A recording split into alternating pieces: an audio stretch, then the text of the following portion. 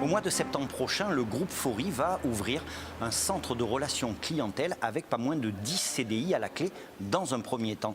Marilyn Charpentier, qu'est-ce que le groupe Faury ? Le groupe Faury est un groupe familial. Nous en sommes à la 4e génération du nom, puisque le fils de Marc Faury, notre actuel président, vient de rejoindre le groupe en début d'année. Nous sommes un groupe spécialisé dans la distribution automobile et poids lourds. Nous représentons des marques nationales leaders sur le marché et une marque étrangère.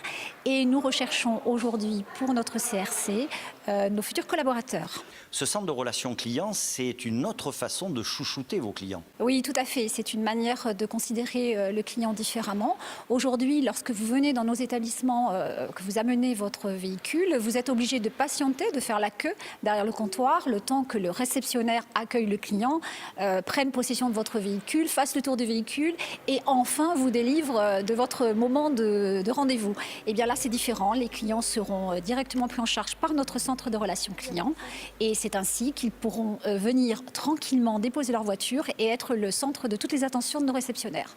Stéphane, vous êtes le futur directeur de ce centre de relations clients.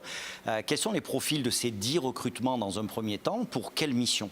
Alors les profils sont complètement variés à partir du moment où on va retrouver le sens de la relation client, le sens du service et également une facilité aux outils informatiques et une rédaction dans la langue française, orthographe, grammaire qui soit cohérente puisque nous allons traiter aussi bien des appels entrants que des mails, que du courrier, donc qui demande une palette suffisamment large en termes d'échanges. Il n'y a pas de formation proprement dite sur laquelle on va se calquer pour recruter nos futurs conseillers.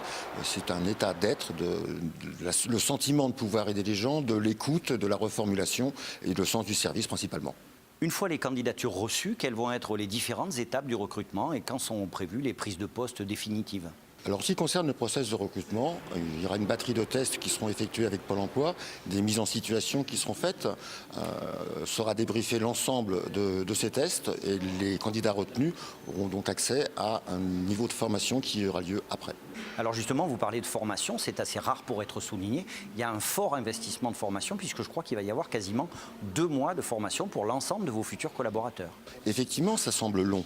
Néanmoins, il y a toute une partie relationnelle qu'il va falloir expliquer, former les gens à ces pratiques et toute la partie métier où vous allez devoir savoir utiliser une voiture, savoir quels sont les différents organes, savoir utiliser les applications qui sont diverses et variées puisque vous en avez plusieurs suivant les domaines, qui va donc demander un maximum de tests et de mise en relation pour une fluidité ultérieure dans le travail. Vous avez le sens du service, vous avez envie de vous impliquer dans une nouvelle aventure, une aventure au long cours avec un grand groupe. Eh bien, n'attendez plus pour postuler.